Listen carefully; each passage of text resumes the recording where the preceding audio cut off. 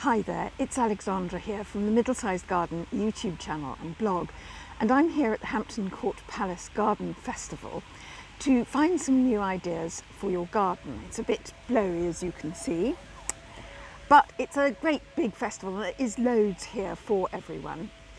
And I think the thing I have picked up most, having a look round at all the show gardens, is the extent to which curves have come back in gardens today.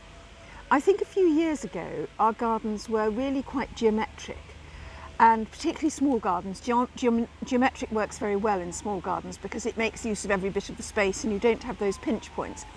But actually curves and circles do work well as well, and they fit in incredibly well with this latest move towards very naturalistic planting. So for example, in some gardens there will be a central bed in the middle, and I think that's something that works very well in smaller urban gardens, a circular central bed, either a raised bed or sometimes it was like a wishing well. There were wooden raised beds at the therapeutic garden, for example. Some of the gardens, in fact, were completely built around curves, even if they had quite a sort of geometric look to them. And I think the possibly the most interesting one of these is the Crest Nicholson Living Well garden, because if you look at it, you think it's quite a contemporary geometric garden using quite hard materials, but actually every bit of it is built on a curve and also on an angle. And the benches are curved, and there's a pattern of curve in the pathway and a curved pool. The Dream of the Indianos garden was a much more traditional garden. It was based on Spanish culture, and it's designed by Rose McGonigal. And it's based on the people who used to leave Spain and go and make their fortunes in the New World. And then they'd come back and they'd gone from being very poor to very rich, and they wanted to bring things back to their community.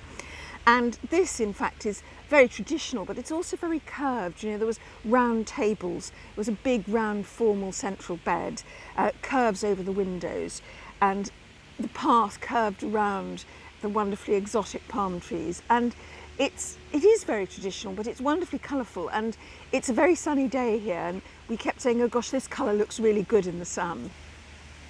The Smart Meter garden, sponsored by Smart Energy, had a winding path and a number of curved features. And the Cancer Research Garden, the Pledge Road to Progress, was actually built completely in circles. It was approximately a square garden, and a circular path winds round and ends up in a circular bed. And then there were circular hedges and circular benches, and it all managed to give the feeling of a journey, even though the garden itself is not very large. And I think that's the interesting thing about using curves in your garden. There was a slightly chaotic garden called Calm Amidst the Chaos, which was showing how we can use even the rubble of a destroyed building just to make a little space in the city, and also how resilient plants are. You can have a little garden, you know, even if there's destruction all around. And right in the centre there was a little raised pool, and of course it was circular. The space, this little space, this haven, oasis amongst the rubble, was essentially a circular space. So I think this whole business of circular and nature is actually saying something quite strong to us all. The Thames Water Flourishing Future Garden had a circular pagoda, and also it used sort of piping to make a rather lovely kind of adventure. I don't know if it's an adventure thing for children or it's just a water feature, but it certainly was very interesting, and it was using big water pipes. In the Urban Pollinator Garden, it was actually a square designed garden, but the furniture in it was round. It was this kind of rather harking back to the 50s garden chairs. And I thought that was really attractive. And once again, if you have perhaps got a lot of square edges in your garden, maybe bring something round in, like a round table or round chairs or a curved bench. And very much the same in the Nature Craft Garden, which was effectively a square garden, but it had a circular pond in the middle of it, and it had a circular moon gate as an entry. I always think with these moon gates you need to make sure that they're high enough, because some people are 6'5".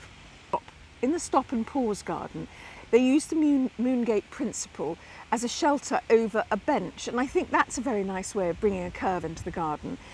The Stop and Pause garden uses curves and trees to create a really secretive space, And that's another thing about using curves in your garden.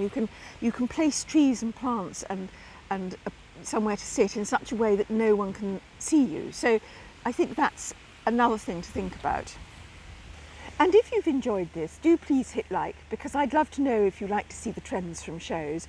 And do subscribe to the Middlesized Garden YouTube channel for tips, ideas and inspiration for your garden. Thank you for watching.